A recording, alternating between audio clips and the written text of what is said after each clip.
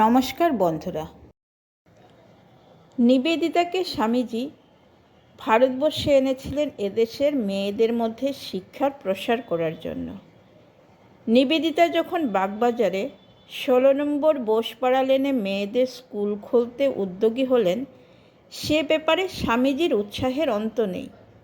বলরাম বসুর বাড়িতে নিবেদিতার স্কুল খোলার বিষয়ে এক সভার আয়োজন করা হলো। সেখানে শ্রী রামকৃষ্ণের গৃহী ভক্তরা অনেকেই উপস্থিত আছেন।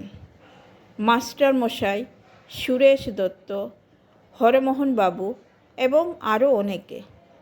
নিবেদিতা তার বক্তৃতায় তার স্কুলের পরিকল্পনাটি সবাইকে বুঝিয়ে বললেন, আর সকলের কাছে আবেদন করলেন বাড়ির মেয়েদের তার স্কুলে পড়তে পাঠাবার জন্য। স্বামীজি কখন যে সকলের পেছনে এসে বসেছেন নিবেদিতা টেরই পাননি। হঠাৎ দেখলেন তিনি হাসতে হাসতে সবাইকে ঠেলা দিচ্ছেন আর বলছেন, ওঠ ওঠ ওঠ না, শুধু মেয়েদের বাপ হলেই তো হবে না, জাতীয়ভাবে তাদের শিক্ষা দীক্ষার ব্যবস্থাকেও সহযোগিতা তোদের সবাইকে করতে হবে। উঠে বল, আবেদনের উত্তর দে, বল হ্যাঁ আমরা সবাই রাজি আছি, আমরা তোমাকে মেয়ে দেব। কেউ আর সাহস করে কিছু বলছেন না। শেষে স্বামীজি হরমোহন বাবুকে জোর করে বললেন, তোকে দিতেই হবে, আর তার হয়ে নিজেই বলে দিলেন, well Miss Noble, this gentleman offers his girls to you. Nivedita স্বামীজিকে দেখতে পেয়ে ও তার উৎসাহবাণী শুনে অত্যন্ত খুশি। আনন্দে হাততালি দিয়ে নাচতে লাগলেন যেন একটি বালিকা। 13ই নভেম্বর 1898 সাল। শ্রী শ্রী মা এসেছেন নিবেদিতার স্কুলের সূচনা করতে। শ্রী রামকৃষ্ণের পূজা করে মা নিবেদিতার স্কুল প্রতিষ্ঠা করলেন। তারপরে বললেন, আমি আশীর্বাদ করছি যেন এই বিদ্যালয়ের উপর জগন্মাতার আশীর্বাদ বর্ষিত হয় এবং এখান থেকে শিক্ষাপ্রাপ্ত মেয়েরা যেন আদর্শ বালিকা হয়ে গড়ে ওঠে। আনন্দে আপ্লুত হয়ে নিবেদিতা লিখলেন, ভবিষ্যতের শিক্ষিতা হিন্দু নারী জাতির জন্য শ্রী শ্রী মায়ের আশীর্বাদের চেয়ে আর কোনো মহৎ শুভ লক্ষণ আমি কল্পনা করতে পারি না। শ্রী শ্রী মায়ের স্থান নিবেদিতা হৃদয় মন্দিরে। মায়ের আদরে স্নেহের স্পর্শে মায়ের খুকি নিবেদিতা আনন্দে যেন ভেসে যেতেন। একদিন নিবেদিতা মায়ের বাড়িতে এসে মাকে প্রণাম করে বসলেন। মা তাকে কুশল জিজ্ঞাসা করে একটি ছোট্ট পশমের তৈরি পাখা দিয়ে বললেন, আমি তোমার জন্য এখানে করেছি। নিবেদিতা পাখাটি পেয়ে আনন্দে আত্মহারা। একবার পাখাটি মাথায় রাখছেন, একবার বুকে ঠেকাচ্ছেন আর বলছেন, কি সুন্দর, কি চমৎকার। আবার সকলকে দেখাচ্ছেন আর বলছেন, কি সুন্দর, মা করেছেন দেখো। মা বললেন, কি একটা সামান্য জিনিস পেয়ে ওর আহ্লাদ দেখেছ?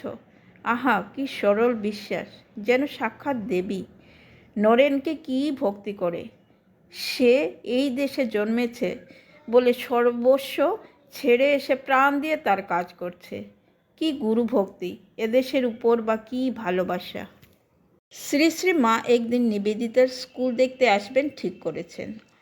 খবর পেয়ে নিবেদিতার আনন্দের সীমা নেই। স্কুলের সমস্ত ঘর বাড়ি ঝেড়ে পুছে পরিষ্কার করলেন, ফুল পাতা দিয়ে ঘর সাজালেন। মেয়েরা তাকে কে কি উপহার দেবে, কবিতা গান কি কি শোনানো হবে, কেমন করে তাকে সংবর্ধনা করবে, কোথায় বসে তিনি স্কুলের মেয়েদের সঙ্গে কথা বলবেন, এই সমস্ত নিয়ে নিবেদিতা অস্থির হয়ে উঠলেন। তারপর যেদিন মা আসবেন, সকাল থেকে তিনি আনন্দে যেন ভেসে যাচ্ছেন। সব জিনিস ঠিকমতো করা হয়েছে কিনা এখানে ওখানে ছুটোছুটি করে দেখছেন।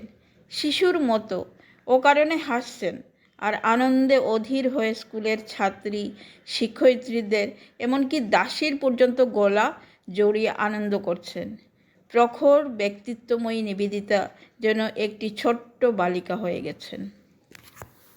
শ্রী শ্রী মায়ের যে ছবি আজ ঘরে ঘরে পূজিত, সেটি তোলা হয়েছিল নিবেদিতার বাড়িতে।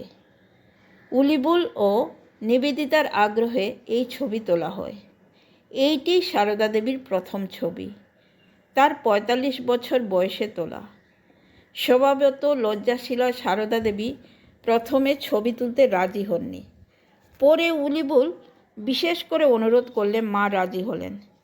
শ্রীমা বসেন পশু চর্মের একটি আসনে। সামনে কয়েকটি টব রাখা ছিল। ফটো তোলার জন্য একজন ইংরেজ ফটোগ্রাফার ঠিক করা হয়েছিল। ছবি তোলার আগে নিবেদিতা মায়ের চুল ও কাপড় ঠিকঠাক করে সাজিয়ে দিয়েছিলেন। শ্রীমা ফটোগ্রাফারের সামনে প্রথমে বসতে খুব লজ্জাবোধ করছিলেন। ক্যামেরার দিকে তাকাতে চাইছিলেন না কিছুতেই। নিচের দিকে তাকিয়ে বসেছিলেন এবং ভাবাস্থ হয়ে পড়েছিলেন। ফটোগ্রাফার সেই অবস্থাতেই প্রথম ছবি তোলেন। মা তখন ভাবেন ছবি তোলা হয়ে গেছে। নিজের অজ্ঞাতসারেই ক্যামেরার দিকে তাকিয়ে ফেলেন। তখন ফটোগ্রাফার দ্বিতীয় ছবি তোলেন। এই ছবিটি সর্বত্র শ্রী রামকৃষ্ণের ছবির সঙ্গে পূজিত হয়। মায়ের তৃতীয় ছবিটি ওঠে নিবেদিতার সঙ্গে। মা স্নিগ্ধ শান্ত দৃষ্টিতে চেয়ে আছে নিবেদিতার দিকে। নিবেদিতাও মায়ের দিকে তাকিয়ে মুখোমুখি বসে আছেন, মুখে আনন্দের হাসি এবং নম্রতা। 1899 খ্রিস্টাব্দের মার্চ মাস। একদিন গঙ্গার উপরে নৌকার ছাদে বসে স্বামীজি কথা বলছেন নিবেদিতার সঙ্গে। কথা প্রসঙ্গে স্বামীজি বললেন, প্রকৃত মনুষ্যত্বের স্বরূপ এখনও আমরা জানি না। যখন প্রকৃত মনুষ্যত্বের উদয় হবে তখন আর দেখবার প্রয়োজন হবে না কোন পথে সবচেয়ে কম বাধা আসবে।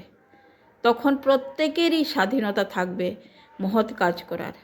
আমার উদ্দেশ্য হলো সাধারণ মানুষের মধ্যে মনুষ্যত্ব আনা।